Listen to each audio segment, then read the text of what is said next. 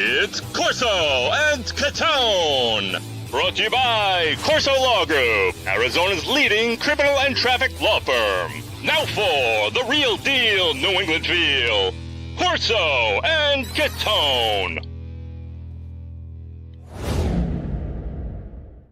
Welcome into Corso and Catone, the real deal New England feel. I'm Corso. Catone is here. Joe is with us in the booth, and you are watching us on YouTube, listening on iHeartRadio, 790 The Score, Apple Podcasts, anyway you podcast. Anyway, make sure when you're on YouTube, subscribe, give us that thumbs up, get all our notifications so you never, ever, ever miss a show. And make sure, email us in our heated hotline and mailbag, corso.catone@gmail.com, or give us a call in heated hotline. Even remember. I know. I don't remember my own name. And I'm feeling awfully red today, too. There you go. Red for anger. But 855-313-PATS, P-A-T-S, message line 24/7. Got a good one. Go back in the week in weekly. Wow, rewind. what a week it's been. What a week it's been. We got a bit for sure. We got a busy one. So pay attention today, everybody out there. And of course, we're going to talk to Mr. Catone and Catone's comments, see what he's got to offer. And go B's and C's. I think it's going to be Celtics today. We're going to talk. Yeah. And we're going to actually talk in Pat. We're going to use Pat's preview for this so that we can preview some of the Saturday games this week, the wild card weekend, and give you a couple of picks for that, gentlemen. Hey. Hey. Licking the wounds. Oh, yeah, we're licking wounds. That's for sure. No number one pick. I don't know about wounds, but man, still irritated. Still irritated what transpired. Irrited's nothing for what's coming right now. We're gonna do it in weekly rewind. Let's go, Joe. Going back through the week. About a weekly rewind. Before I got something. Before we get into weekly rewind, I got a heated hotline, couple of heated hotlines I want you guys to listen to. All right, let me play that first. Are the hair standing up on the back of your neck, Mark? Yeah, right now. Yeah, listen. Sure what the God hell knows what God knows what he comes up with. All right, Joe.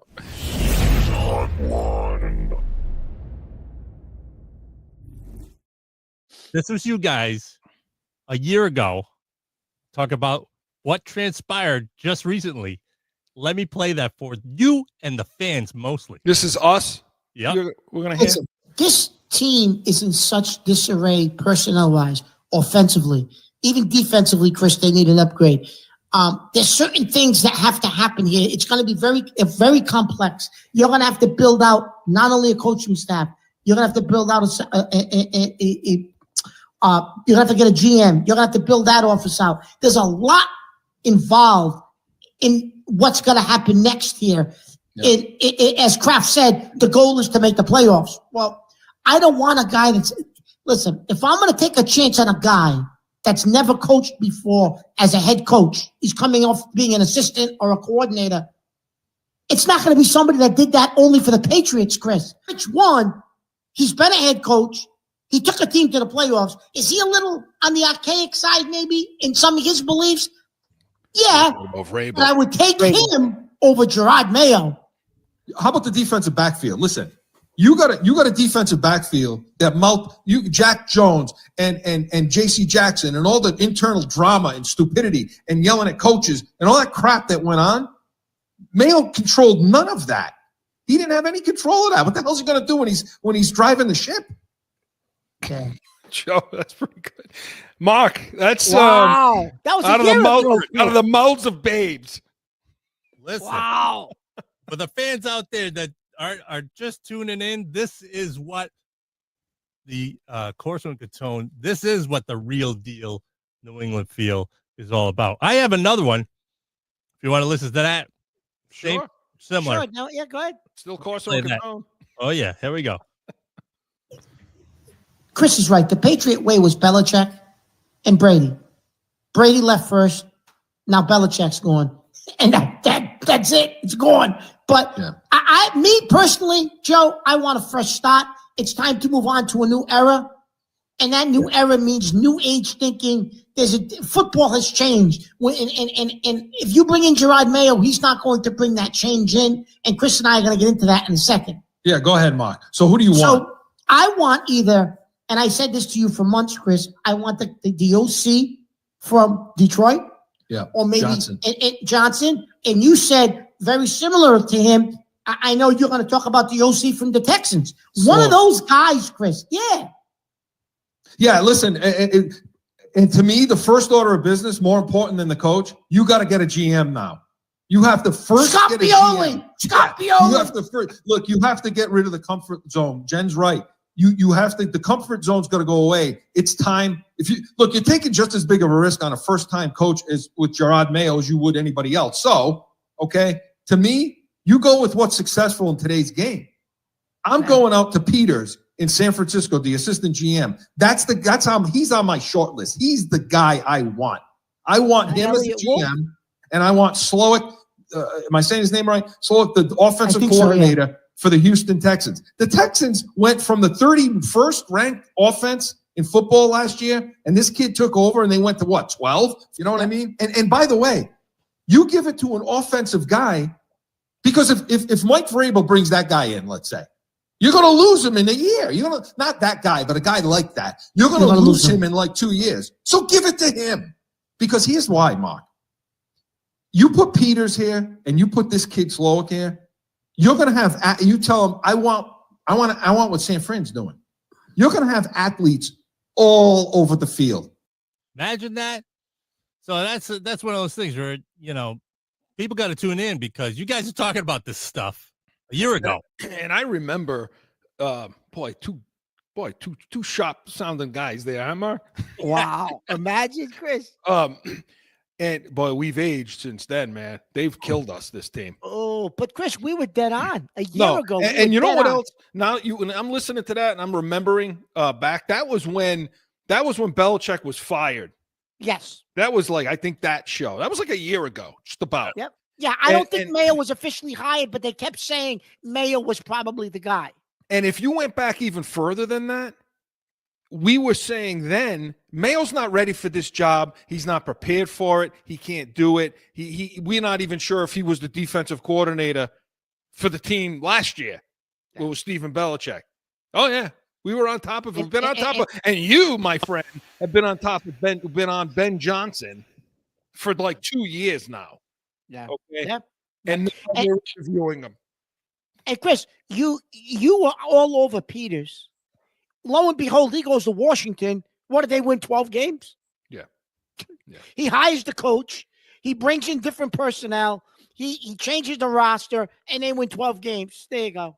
So listen, you people out there, this is why we're the real deal New England feel. You got to listen to these pearls. And by the way, you know, when we can start talking about draft stuff, you really better pay attention to what we're saying. So, but let's talk about this, Mark. Let's go back to this week. Joe, thank you for finding that. Joe, that was really good.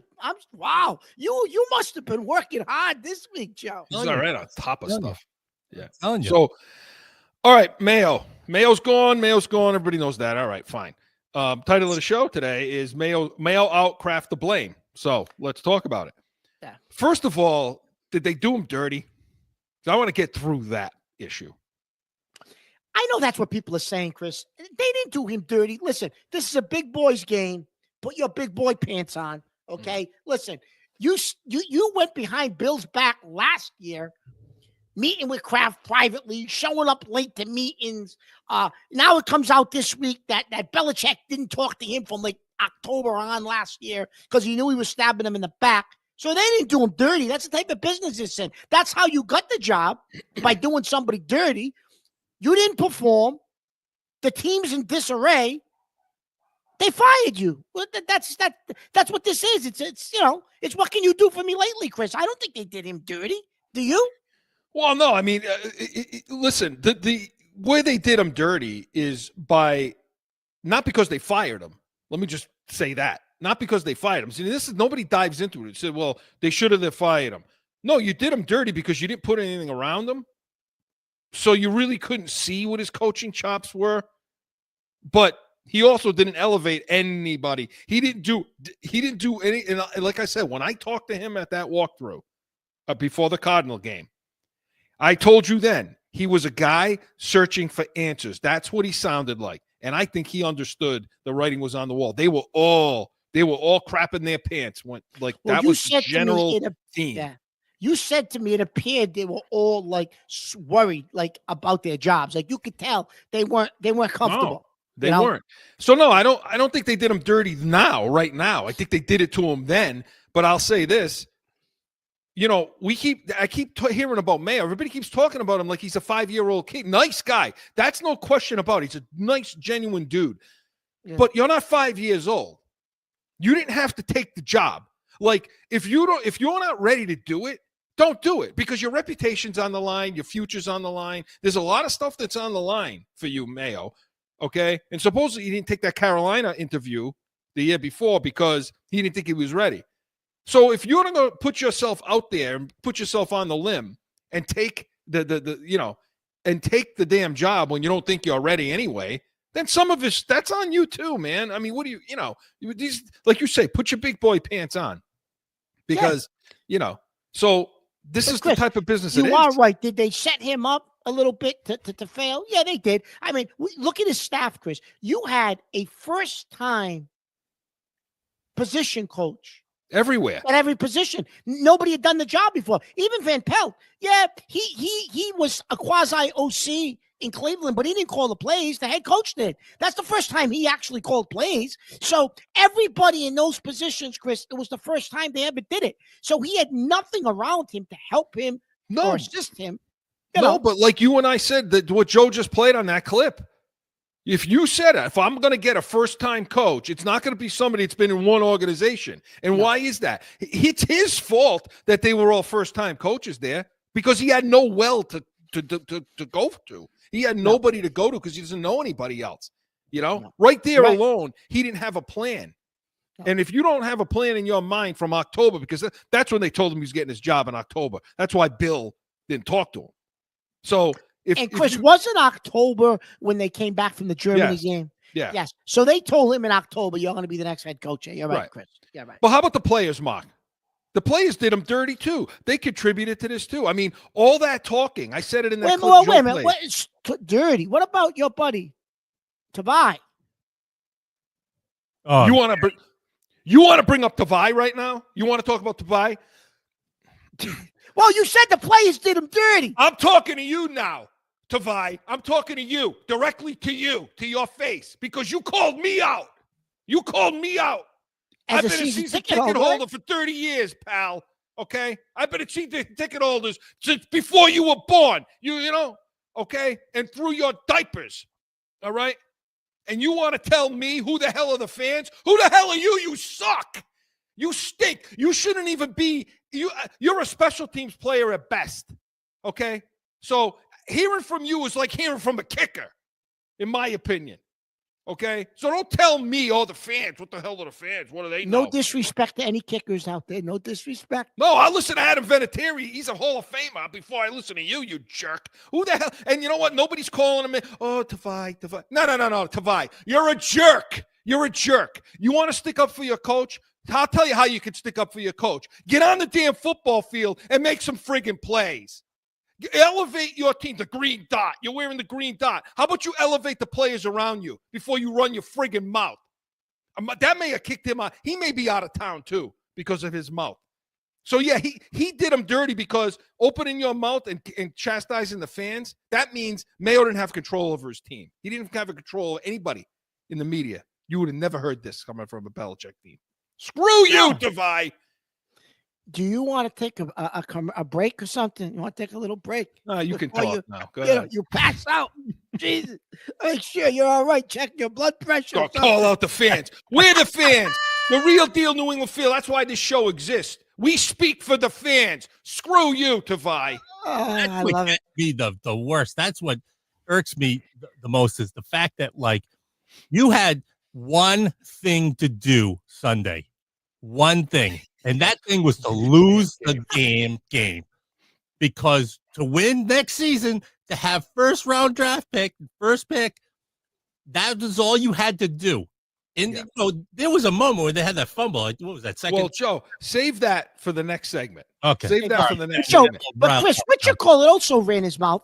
Dietrich Wise, not as bad as Tavai, but he basically said the fans here are spoiled, and you know, you're going to show some respect. Dietrich Wise, who the hell Dietrich Wise? Belichick carried your ass. Belichick carried that whole defense's ass for the last several years. That's why you were top 10 defense, you jerk. Shut your mouth and play football, because you ain't doing that right. Okay?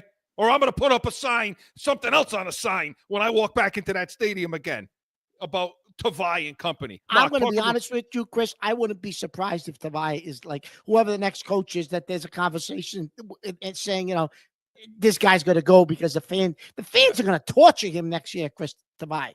Yeah. I mean, if you're a Pro Bowl player and you say something like that, okay, you got some cred, you know? Yeah. How many tackles? You keep missing tackles on the edge. You keep picking the wrong gaps, and you run your mouth like that. Get that. You should go buy groceries at Shaw. What is it, Shaw's or whatever that is over there? That store. All Max. Remember All Max? All Max. Right. The All Mac. So talk about okay. I calm down here. You gotta calm down now. You know, Kraft. Okay. Now comes on the press conference. He owned it. I mean, he owned it. He said it he was owned his it. fault. I give him credit for owning it. He said he was his fault. He set him up to fail, all that stuff. But he didn't handle these things right. You know, and by the way, talk about he fired him 90 minutes after the game. Do you, and I'm not hearing this much, do you think that was because, you know, he just made the decision, or do you think it was, I'm going to do this now, I'm going to do it anyway, but I'm going to do it now because we just blew the first pick in the draft, and I'm going to get crucified for that? So let me just do this, get people's attention on this instead of that.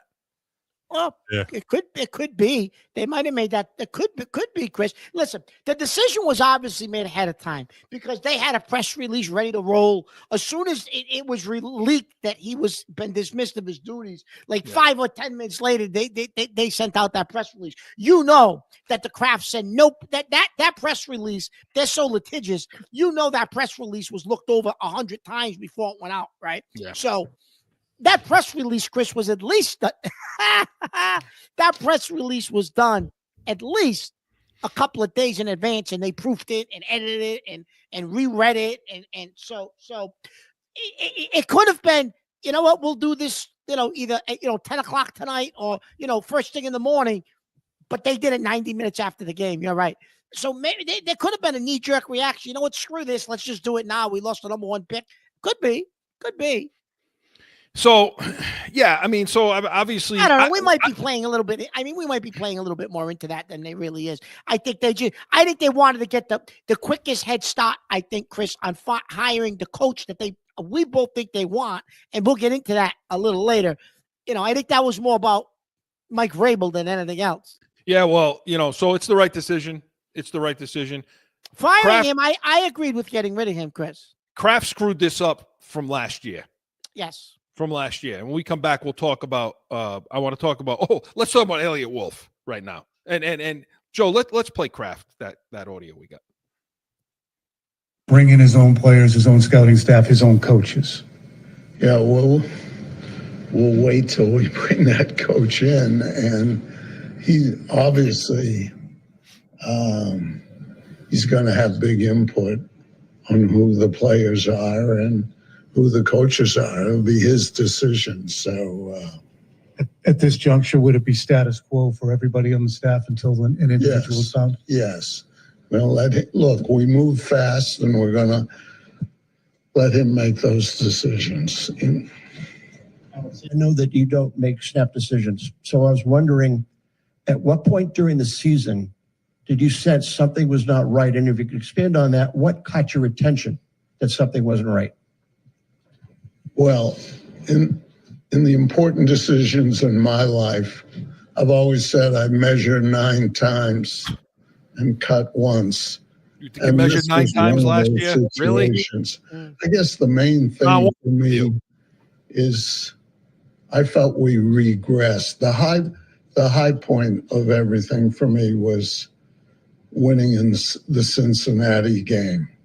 And then in mid-season, I just think we started to regress. Gerard specifically played into your decision?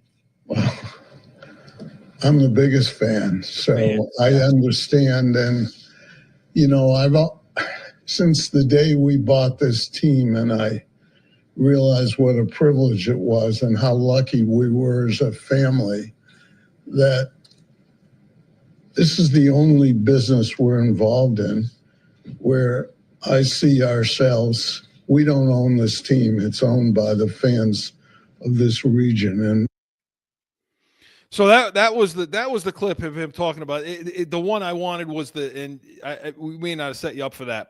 The one I wanted was him talking about Wolf, where he says that asking about Elliot Wolf, are they going to come back? And he basically said, yeah, I mean, they're coming back. But then he says the coach can do all of that, what he said, pick the players, pick the people.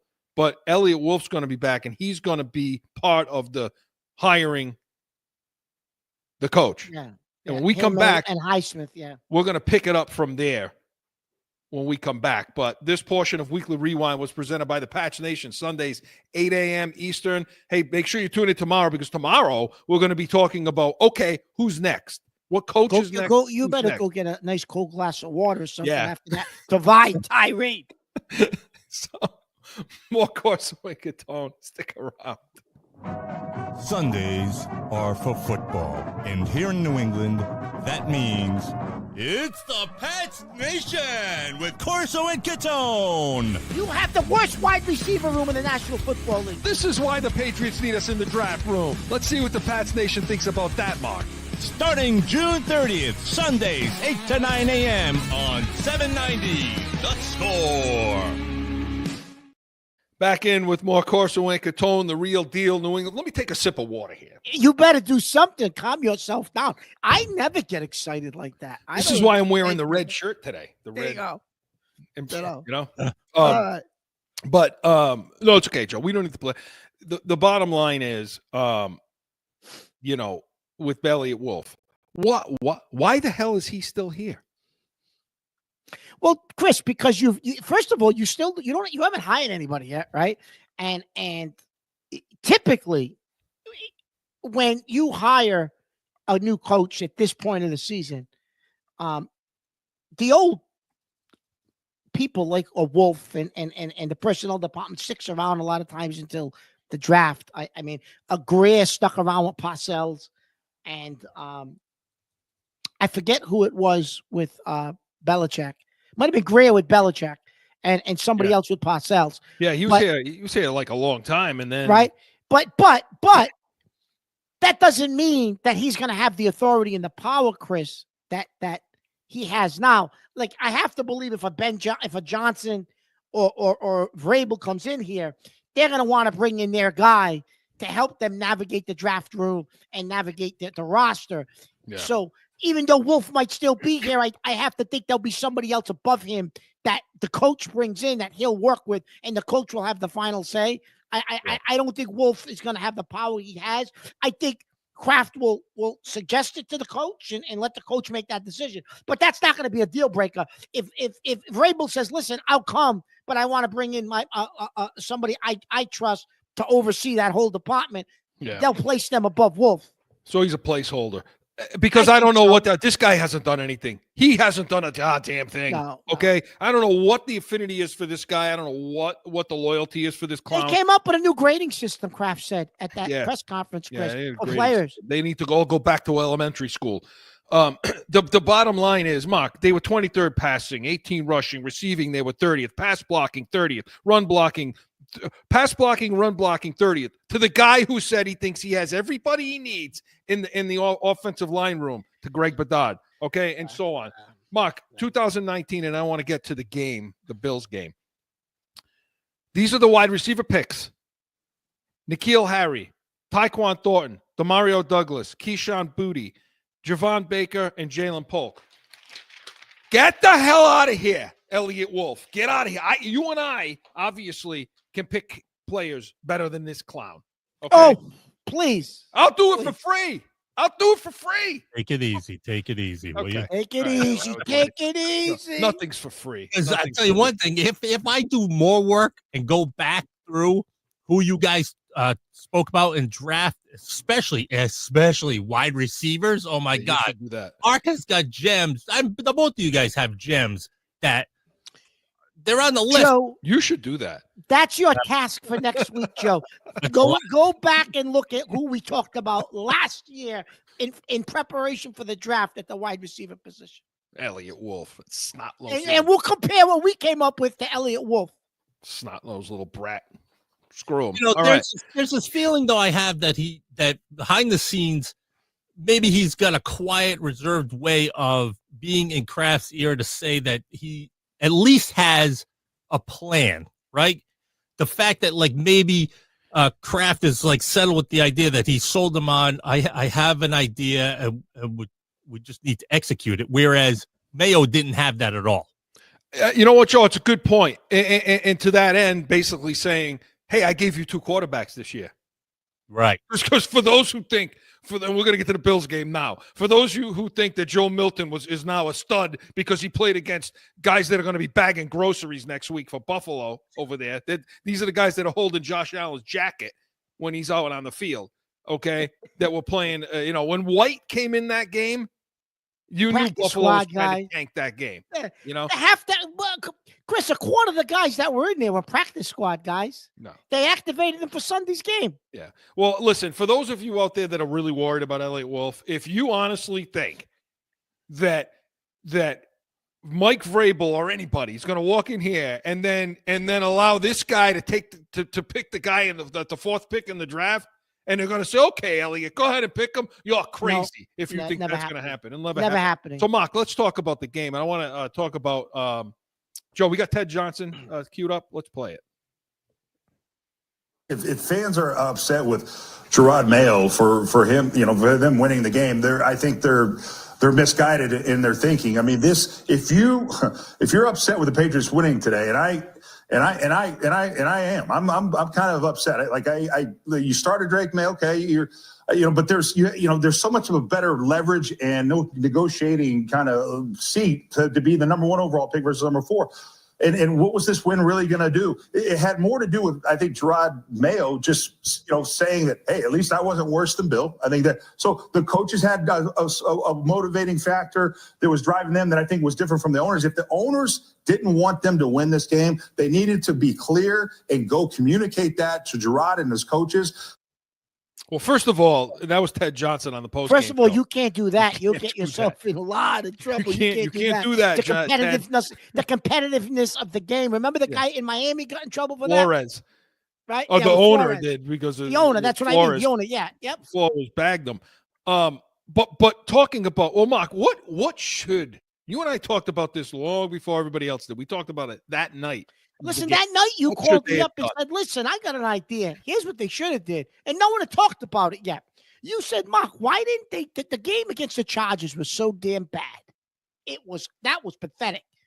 They could have very easily had dismissed him of his duties on Monday and said it's time for a change.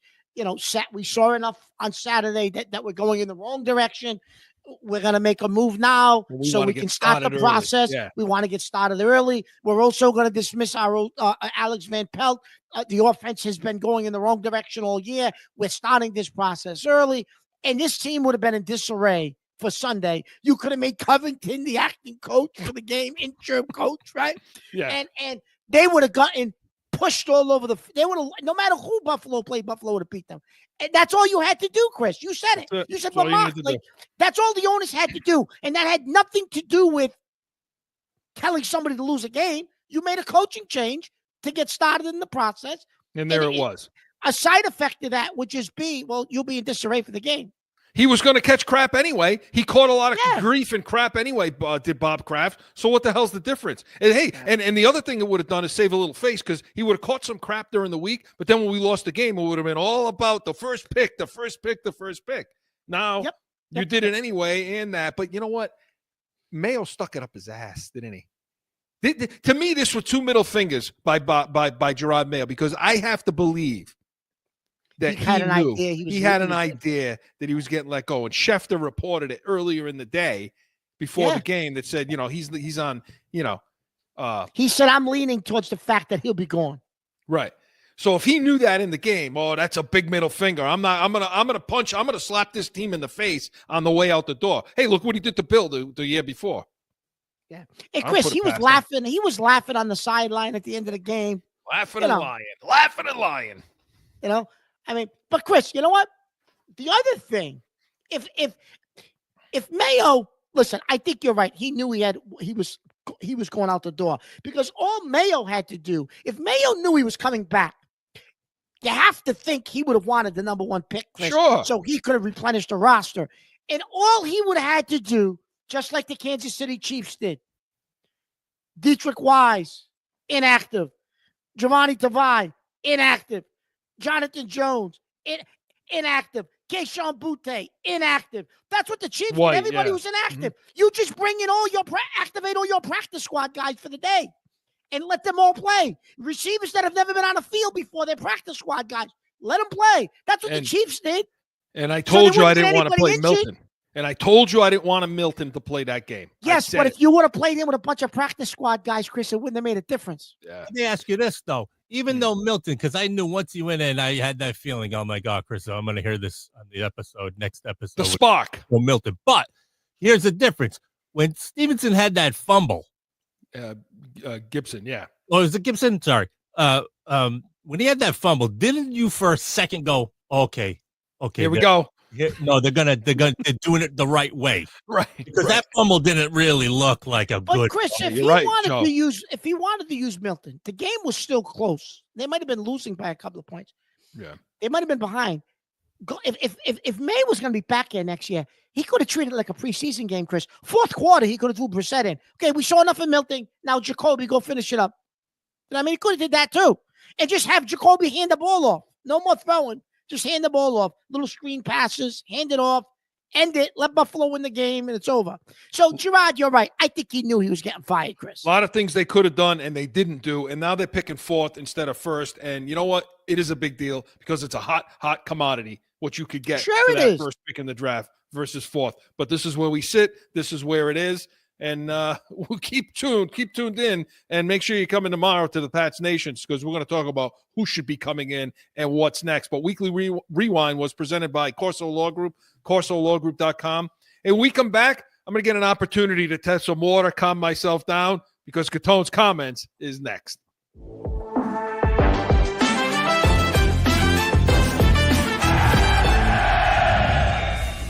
No one ever thinks they will be in need of a criminal or traffic lawyer, but things happen.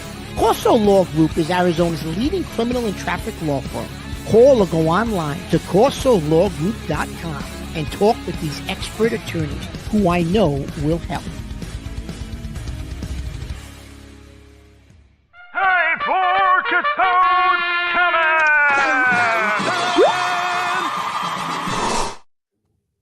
So, the silly season ended last week, but I never really got a chance to talk much about what it means at the end of the silly season. New Year's Eve, New Year's, and I never really got a chance to talk about that. So, of course, I have to take this opportunity just so Chris can calm down and gather his thoughts after his tirade about Jahlani Tavai.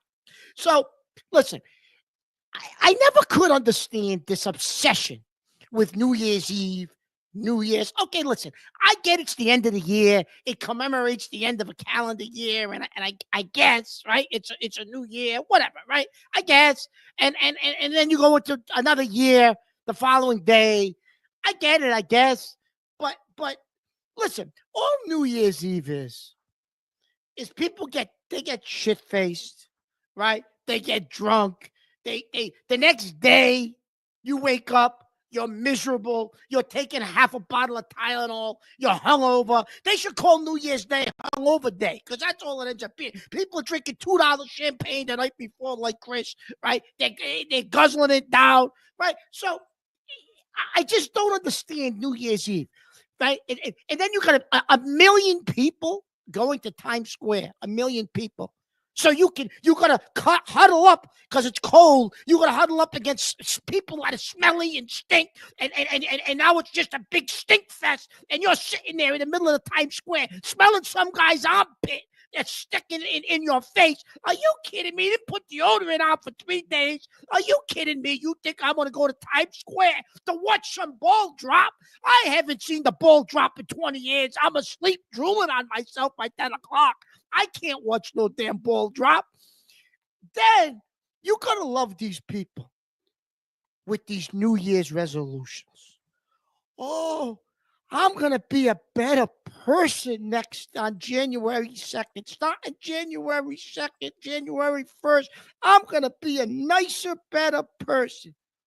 You couldn't be a nice person before that? You filthy, dirty animal? You gotta turn over a New Year's resolution to be a nice person? You should be a nice person anyways. What the hell's wrong with you? I don't understand. Then you got these people, oh, I'm going to stop drinking. I'm giving up drinking January 1st. You're giving up drinking January 3rd. You're in the closet taking shots, hiding from your wife because you had a bad day and she's driving you crazy. Like, listen, if you're going to do a New Year's resolution, you're going to do like me. You're going to come up with a New Year's resolution that you know you can keep. Like I said to my wife, Listen, I'm not flying to the moon in 2025. I know I'm going to keep that resolution. I'm not flying to the moon. Right? Hey, I made my resolution. You know what I mean? Listen, so then the last thing that drives me crazy. So now New Year's comes and the freaking date flips. So now it's 2025. Okay, fine. But you keep forgetting that it's not 2024. You're writing checks, you're writing bills, and you're writing 2024. And now you're going to scribble it. You're going to try to fix it. It looks like you're in the 3rd grade writing with crayon. Like they think you got something wrong with you. Nobody can read what you're writing. It's it's illegible, right? And this goes on until about March, until you finally your brain it gets embedded. No, it's 2025, Mark. What the hell's wrong with you, right? So. There's nothing about New Year's Eve and New Year's that's enjoyable. The whole process.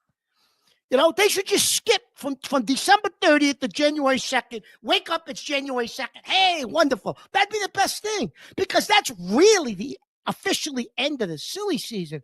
But it's just crazy. It's craziness what goes on. First of all, who the hell writes checks anymore, Joe? I'm a dinosaur. You call me T-Rex. You're writing checks still? I mean, okay, we'll put that aside. What, you don't break the dishes? You don't do that on New Year's Eve? There you go. There's a New Year's resolution right there. Don't write anymore. Break dishes? What is wrong with you? We break the dishes. I've been doing it since I was a little kid. I thought they broke the dishes at the Jewish weddings. That's when they step on the glass or whatever. The glasses. That's it. The glasses. I never heard of the breaking the dishes. Yeah, you do it like it's. Is that no? Isn't it the Greeks that do that, Joe, at the wedding? I don't know. No. What do you mean? Break the? No, you're right. The Jewish. I don't know what the hell you're talking about. You're talking about Greeks now. You don't know what you're saying anymore. You over here. Listen. Okay. So like the New Year's resolution, it's like it's like that nonsense about when you see products, the new and improved, Charmin or whatever else they got. Well, what the hell? Why didn't you do that before? What the hell? I mean, And by the way, I just found this out. Was it today? No, Friday. This Friday is the official quit day of all those New Year's resolutions. I heard that. I heard that, Joe. You're right. I heard that. And for those of you who don't, we're recording on Thursday. So by the way, it's just real quick. If they signed Vrabel or anybody else before Saturday, don't think it's weird because we're recording on Thursday, or Wednesday, whatever the hell day it is. Yeah, Friday, the quit day. Joe, do you have a resolution quickly? No, I don't. No. All right, perfect. Yeah. That's the quickest answer I've ever gotten out of him. Consciously just try to be better. What about you? Do you have one? Be nicer to. Do I have a resolution? Yeah, I'm going to be worse. I'm going to strive to be worse, a worse human than I could possibly be the year before. Because you know what? That's the only realistic thing that I could think of that I can fulfill to be a Yeah, bigger jerk than I was last year. At least This he's year. honest. He's honest, ladies. At least he's honest, Joe. Right? Yeah, I'm resolute to not have a Right? resolution. Would you go to Times Square with 1 million people to watch a ball drop? There's no toilets. That's There you the go. part. That's the other issue. Yeah. I saw the interview with the guy. They said, you don't have any porta johns over here, and the guy's like, well, that's something that the people on the outside, it's a story for them, but it's not a story for the people here. The people here are excited. Yeah, still didn't answer where they're taking them. You still didn't. What are they doing it down their leg? I mean, what do they take bottles with them and leave it there? I don't know what goes on at this place. That was my number one until Mark so vividly described standing next to someone smelly and for hours. Then You're right. What's it for? Bumped up to number one. to watch a couple of has-been people singing songs that maybe they're lip syncing, maybe they're not, and they're all cold. Oh, they're all lip syncing, Chris. And I don't know any of them. I don't know one I'm watching it all, drinking that garbage that you talked about. That I don't know. I like my Osti. I sent you a picture with me with the bottle. Yeah. I drink the entire bottle. That's his New Year's tradition. But at least you're home, Chris. You're not out somewhere like these crazy people. At least you're in your own house. You're not bothering anybody. You're with your family. And please stop BSing the people to talk about you're in bed at 10 p.m. because I'm talking to you at like 2 in the morning, 1 in the morning, my time.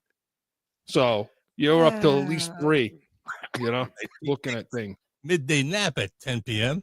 until midnight, and then he's up. But I'm with you, Mark. It's silly. It was the silly season. The silly season's over. And let's hope all of you don't quit your New Year's resolution. Stick to it. Whatever it is, stick to your guns. Lose that weight. Stop eating all that bread and all the other stuff you people do. I'm not going to do a goddamn thing. So, Catone's Comments was presented by the Pats Nation, Sundays, 8 a.m. Eastern. Hey, tune in tomorrow because we're going to have, what do they do next? Who do they bring in? Let's hope they don't do it before we're done recording. But when we come back, we're going to talk B's and C's. Mostly C's. Stick around. Sundays are for football. And here in New England, that means it's the Pats Nation with Corso and Catone. You have the worst wide receiver room in the National Football League. This is why the Patriots need us in the draft room. Let's see what the Pats Nation thinks about that, Mark. Starting June 30th, Sundays, 8 to 9 a.m. on 790 The Score. Back in with more Corso and Catone, the real deal, New England feel. All right, let's go B's and C's, but I think it's just C's. Joe? Hit it! The Boston Celtics are the world champions, and they have shown the world how great a ball club they really are. Screen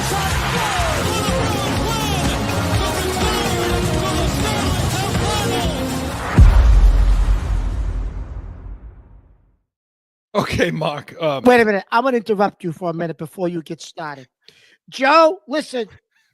Breaking plates in Greece is a traditional custom called plate smashing or plate breaking. It's often done during festive occasions like weddings, celebrations, or Greek tavern nights. So I was right. But that's not based on that. We always broke the dishes when I was a kid to basically break the what was before, and now we start anew. Okay, there you go. So did you break plates on New Year's Eve? Yeah. Or at least I think it was New Year's Day. If they were like chip plates that were like already kind of like on their way out, toss them out. So do you buy cheap plates, or do you break in your wife's good china? We break the cheap plates. Yeah, no, but I mean plates that are like chipped and they just get rid of them. Start anew. Okay. So, all right, let's talk about starting anew. Well, we're not talking about the Bruins this week. We don't have the time. They stink. They're a mediocre team. We'll talk about them next week because the Bruins. We got to talk about them, Chris. They're in the midst of a losing streak next week. Definitely. Yeah, we'll talk about what they need to do. Trade some guys. A lot of guys have no trade clauses, so we'll talk about them next week. Yeah. Talking about the Celtics, Mark. Okay, come off the road trip. What were they? 3-1 on the trip? Something like that. Yeah. That tough OKC loss. That's the one I wanted. And that's the one we need to talk about too. And so in that game, the Denver game, Chris, Jokic didn't play, so you can't take much from that because Denver's best player didn't play. So against them, OKC, they were 9 of 46 from 3-point, 20%. And they just keep shooting and shooting and shooting. So I want to ask you, okay? There's something about this team, and I can't put my finger on it 1,000% as to what it's just different this year. It's just different than it was last year. I don't know. It seems that teams are figuring them out. Adjustments don't seem to be being made in the second half of games when you see what other teams are doing when they come out of the break. They seem to get out physical. Chris, they're doing this year. If you go back and if you remember, this is what they did the year before they won the championship. Right. Not last year before. This is what was happening to them in close games and down the stretch of games. Yeah, it just doesn't seem right. It seems something's off. Something's not right. It's different. And maybe it's that they're just not sneaking up on teams anymore.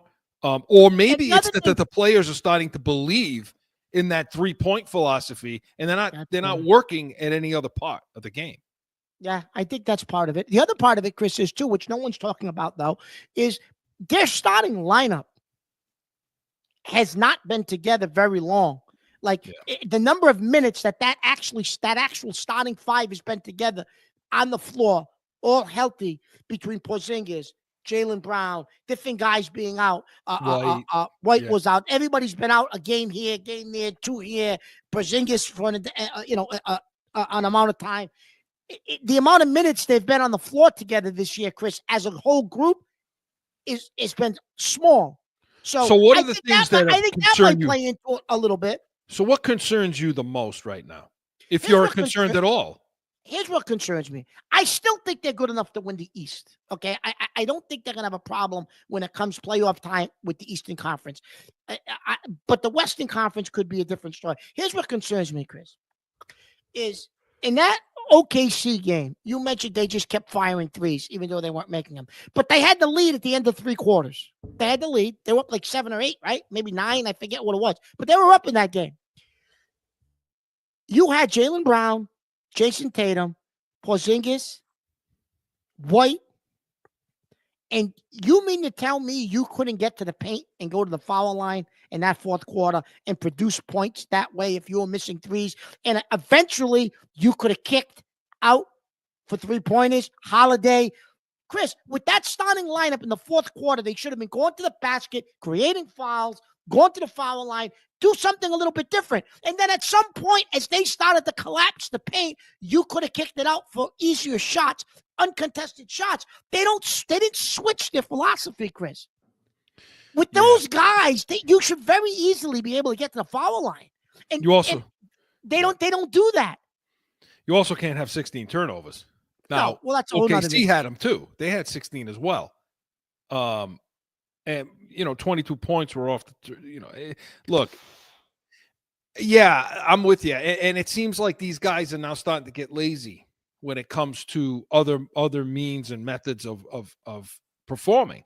I mean, you when the ball's moving now against, if you watch that next game against Denver, which I know Jokic was out, I get that, but you saw the ball movement. You saw the spacing. It was much, much better. Porzingis, listen, when Porzingis is in the game, when he's in the lineup, it's night and day. The rim protection's better. The rotations are better. I mean, guys, you're not seeing teams drive against them as much. Kick out. But what concerns me is exactly what you're saying, is you better find another way. Are they capable of doing it? Yeah, of course they are. They're capable of post play. They're very capable of it. Every guy, especially Tatum, he's a matchup nightmare at 6'8" and can move the way he does.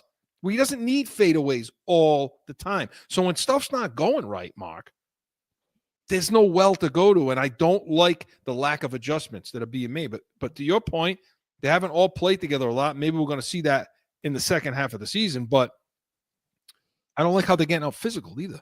I just don't. No. And the other thing that's noticeable this year, Chris, you talk about the difference between this year and last year, is Horford is showing his age now. Yeah, Horford played a lot of shots. played much better last year, and maybe he'll get it going down the stretch in the playoffs. He's a veteran, but he's noticeably, Chris, not what he was last year. So, I mean, we'll see what happens. They got to find another way. Teams are blitzing them now. They're blitzing the 3-point shooters, and the spacing isn't good enough. And I don't like Missoula's idea of that's it. I mean, he won with it last year, but I don't know if you can go to that well twice. So let's see what happens. But B's and C's was presented by who are we presenting by, Joe? The Pats Nation. Oh, is it Corso Law Group? Okay. Law Group. CorsoLawGroup.com, Arizona's leading criminal and traffic law firm. Allow us to be your voice. When we come back, we're going to go Pats preview, a little Sunday spread on a Saturday, and pick those Saturday games for you. Stick around. No one ever thinks they will be in need of a criminal or traffic lawyer, but things happen. Corso Law Group is Arizona's leading criminal and traffic law firm. Their 20-plus years experience and attention to detail has helped thousands of people who found themselves in a situation in Arizona. Whether it's a traffic ticket or more serious issue, talk with these expert attorneys. CorsoLawGroup.com. Back in with Corso and Catone, the real deal, New England feel. All right, listen, there's still NFL going on, Mark, and there's still college playoffs going on, and there are still betting and gambling lines to be discussed, right? So we want to let's preview these Saturday games, because when this airs, the games will be coming up later on in the day, and let's do it in Pat's preview. Joe? Pat's preview. Okay, Mark, it's amazing how, we only got an hour. We need 3 hours to get all the crap we need to talk about. Oh, especially this week. My God. I don't think anybody could handle us for 3 hours. You would need nitroglycerin pill the way you're fired up today. Jeez. Yeah, and listen, I'm going to wear this. I'm going to wear the same red sweatshirt tomorrow on the Pats Nation, too, just because you're so angry. That's my protest. You should be ashamed of yourself wearing that. Didn't Gerard give that to you? Actually, yeah. You know what? The Patriots, they brought this. When I went through the walkthrough, they brought a box. Oh, you want to be ashamed of yourself then. Listen, I didn't say they're not nice people. I said they're real good people. They're good people, but he wasn't ready. He wasn't ready, Mark. No. You know, and he should have known known what's better. Funny, Chris? You heard no statement from him. No. Not even a written statement. Nothing. No. Silence. You have to know your limitations. Yeah. This is the kind of leagues, 38 years old, Mark. You're 38 years old. You got a long future in coaching. Don't screw yourself by jumping on a job you're not ready to do. And he learned that. He learned that the hard way. He'll come back. He'll bounce back. Don't worry about him. Okay. Worry about me. That's what you're going to worry about. I'm ready to collapse over here because of this. So, all right, let's talk about these games. So you got the Chargers. LA Chargers are going to go to Houston. The Chargers are giving up 3, so they're favored by 3. The over-under is 42.5. Talk about this game a little bit, because this is an interesting one, isn't it? It is an interesting game because everybody thought Houston, Chris, was going to be a contender for to maybe unseed Kansas City. But listen, they've been besieged by injuries, Chris, on the offensive side of the ball. We talked about, I know, going to the season, you thought Slotnick was a hot commodity, just like, Ben Johnson from Detroit. Yeah, that's changed some now. But that's changed. You don't even hear his name mentioned for jobs. But, Chris, they lost half that receiver room to injury. At various points, they had nobody out there. Well, Diggs was gone for the year, right? Diggs is gone for the year, and the other guy's gone for the year now, Tank Dell. Yep. And Nico Collins was out for a little bit. Nico Collins has been in and out of the lineup all year. So that's a problem. And the running back that they signed from Cincinnati was off, injured. Mixon was hurt on and off all year. So injury-wise, I think it was a tough year for Houston. So this game, Chris, it appears, it's going to be -3, take the Chargers. I think Houston's going to show up. I think Houston's going to give them a better game than you think, or that people think. But I will take the Chargers in a tease. Yeah, I was about to say that too. Yeah. I will tease them with Baltimore because I will tease down Baltimore. So you'll be getting a field goal You'll be getting 3 with the Chargers because the line's 3, right? Yeah. You'll be getting now 3 it with is. the Chargers. And you tease Baltimore down to 4. I think Pittsburgh mailed it in. They're done. Pittsburgh's a team in disarray. Yeah. That's what I would do. He may get fired, If they get blown out Saturday, Chris, it wouldn't shock me. I don't think they'd fire him out of respect. You might see him resign or retire, whatever you want to call it. Yeah, the coach of Pittsburgh. What the hell? Why am I blanking on his name? Yeah, Mike Tomlin. Mike Tomlin, yeah. That's what I like. Okay. Saturday, Chris. So you like that game? I'll talk. Let's stay at that game, and then we'll go to the breakdown of that Pittsburgh-Baltimore game a little bit too. I want to. So the Chargers, Chris. Here's why I like the Chargers. I just think that they're playing their best football right now, Chris. They've won 3-4 games in a row. The quarterback Heber is really playing well. He's gelling with this new group of receivers. Finally, they got the running game has been working. They've gotten healthy. I like them. Lad McConkey's uncoverable. Yeah. Not with a single. And you can't play zone against them because his routes are just too crisp. They're going to try to get Stingley on his side wherever he lines up. I'm thinking. Well, they could put Stingley on him all they want, okay? But his routes are so crisp and so clean, and he stems his route so well, he just gains separation. He just gains it at the top of his route every single time. So even if you play zone, even if you play over the one over on him, he still runs. So he still finds holes in the especially in zone. That's a huge problem. And it's been a problem, I think, for Houston to be able to defend those kinds of things. I also love the way you talked about the Chargers offense a little. I also love the way the defense is playing. We saw it firsthand. And both, I think, will get a little healthier and he'll play better. The defense got healthy, too. Defense is getting healthier. You're right. Yeah, I mean, I would take the Chargers even with the points because even giving up 3, they're going to win that game. I mean, they're going to win that game. And then in the Pittsburgh game, Mark, I still think Baltimore's going to cover that spread. I think they're going to blow that team out of the. It's going to be a blowout. Doors. Yeah. I mean, that's Pittsburgh's just trending wrong. I mean, well, they lose 5 in a row. The only thing with that game, Chris, is I don't know if you got to watch for the weather. Could be snowing in Baltimore on Saturday. I don't know what time the snow. So can they get enough points to get over by 10? Over the 10. That's why I was thinking about a tease. But I like a tease too in that. Anyway, I like a tease too. But look at the over-under in that game too, because it's 43.5 as of today. But that may move if the weather, whatever the weather's going to be. But do you think that Baltimore if the weather's good, ball Chris? If the weather's good, Chris, Baltimore's going to blow them out. So you don't think because I don't think Baltimore's going to be able to go further after today. After that game. Also, Chris, Zay Flowers may not be playing. He got hurt. I don't know that he's going to play. Yeah. I don't know if he's going to play. And if he's not back for the next round they would have to go to Buffalo. You're right. That's a problem. Well, because Baltimore's going to run the ball. See, this is the kind of game where they'll run the hell out of the ball, and try. And Henry will have a huge game, and Lamar Jackson will have a lot of run yards. He won't be exposed. The passing problems won't be exposed, although Lamar Jackson's had a good passing year. He has, but now you just have Bateman, really, and you got Likely. Andrews is kind of a shell of himself now. Yeah, but he's been, what though, Chris? He's had a good last 3 weeks. So they're going to run their way to a win here. So, be careful with that 9.5 a little bit, too. Be careful. I'm saying that I like it, but when you got a running team, a team that loves to run the ball, the clock's moving. So is there going to be enough, to Mark's point, are there going to be enough minutes to be able to get up by 10 and go? So, but I definitely like them in a tease, Chris. Yeah, I agree with you. So, hey, listen, real quick though. Yeah. Because we're taping ahead of time. I know you're not going to be able to bet this. The game is already, but I'm going to go bury Notre Dame and Ohio State. I'm burying them flat. And I'm burying him in a parlay, and then I'm going to bury him in a tease. I'm going all in on Ohio State and Notre Dame, and I know we're against it, and we're going to end. But I'm with you. I'm doing it in the tease. Doing a tease. Point and a half. Notre Dame's favored. Ohio State's favored by 5.5.